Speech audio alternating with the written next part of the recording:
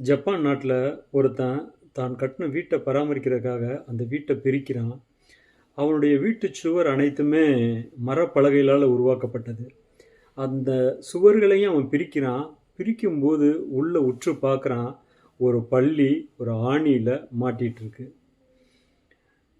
அந்த ஆணி இவன் 3 ஆண்டுகளுக்கு முன்னாடி அடித்த ஆணி அது. அவன் ஆணி அடிக்கும்போது அந்த ஆணியில் பள்ளியினுடைய கால் மாட்டியிருக்கு. 3 ஆண்டுகளா அந்த பள்ளி அந்த ஆணியிலே மாட்டி இருந்திருக்கு. அதை விட்டு மீண்டதுனால வரவே முடியலை. ஆனால் உயிரோடு இருக்கு. எப்படி இந்த பள்ளி 3 ஆண்டுகளா உயிரோடு இருக்கு அப்படிங்கிறத பார்த்து இவன் தெரிஞ்சுக்கணும் அப்படின்னு சொல்லிட்டு அந்த பள்ளியை அப்படியே உத்து பார்த்துக்கிட்டே இருக்கான். கொஞ்ச நேரம் கழித்து இன்னொரு பள்ளி தன்னுடைய வாயில் இரையை கவ்வி கொண்டு வந்து அந்த பள்ளிக்கு ஊட்டுது.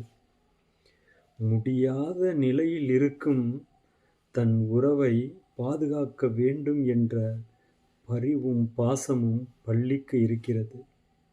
ஆனால் மனிதனுக்கு